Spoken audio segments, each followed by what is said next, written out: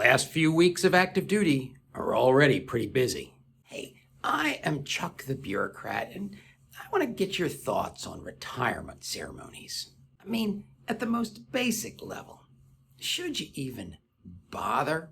And if you do, what should you be trying to accomplish? And before anybody says that this is a stupid question, let's be honest. Retirement can be more bitter than sweet. Plenty of people leave military service under, less than ideal circumstances. Maybe they get a tap on the shoulder and shown the door. Maybe there's something health-related pushing them out.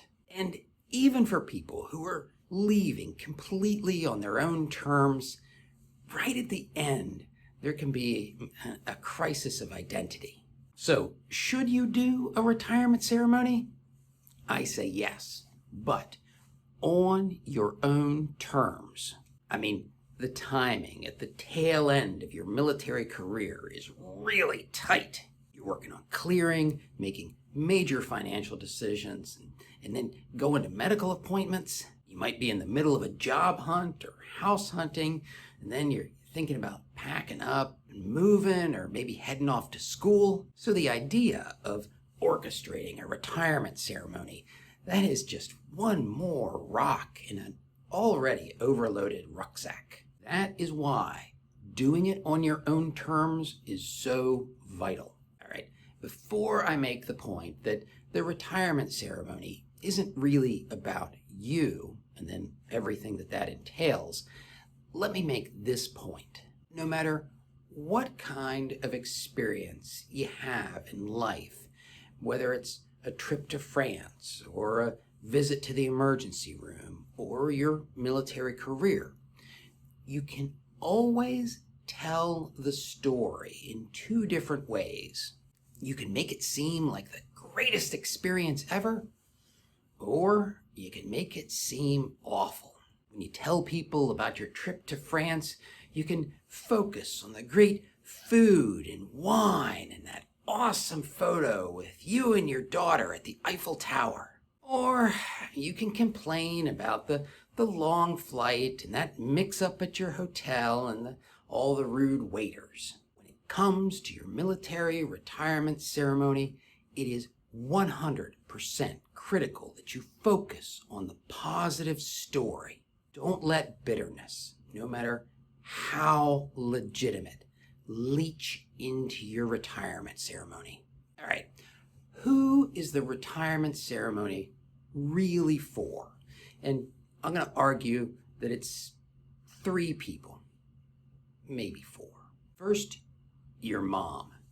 This little military adventure you have been on has scared her more than she will ever admit. Big Army has been making some gambles with her little baby that have kept her up more nights than she can count.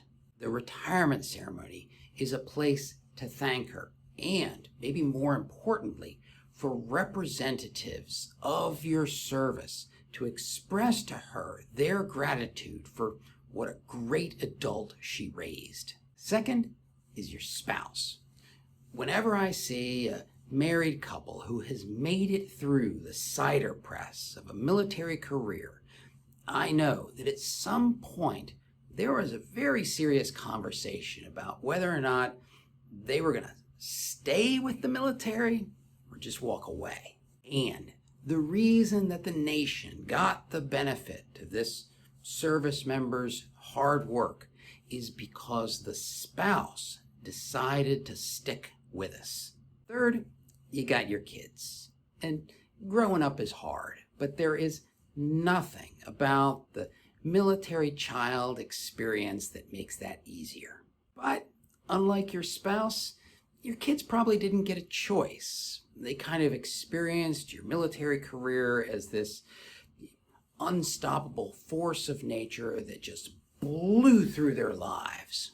And the thing about these folks is that if you don't do a retirement ceremony, they will never get any recognition for what they contributed. So the reason to do a retirement ceremony is to recognize those people who came along on the journey with you, but that doesn't mean it has to be a whole dog and pony show. You can do a simple ceremony with just a small group of coworkers, heck, even just wearing your daily uniform. But there are two things that I think you really need to get right.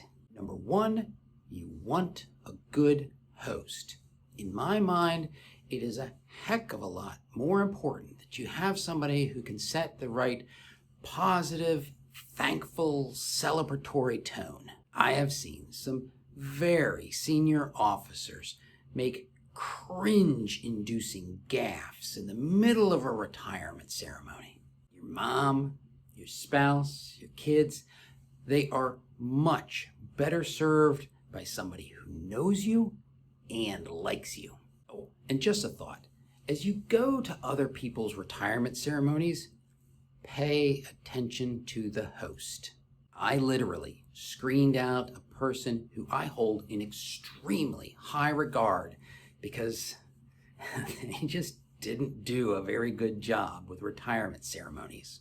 The second thing you want to get right is the reception afterwards. And here's why.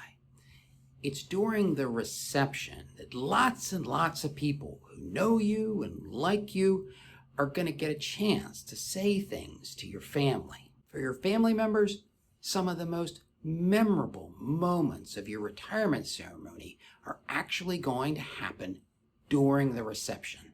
Your folks get to hear stories and they get to see the people who work with you. So have a reception, and ideally this means one nice enough that people are interested in coming to it. It's a good idea if people can sit down, and food often encourages people to linger. Again, you don't have to break your back being fancy. You just have to create the moment. Oh, and one last thought. It is okay to show emotion. In fact, I get the sense that the bull colonel who has to catch his breath during his retirement speech, well, he's viewed as more sincere and genuine. What's more, I'm going to show you a trick to handle that tipping point where emotions could go either way. You're going to take a breath and you're going to say 2 short sentences when you have control. No one is going to rush you at that moment.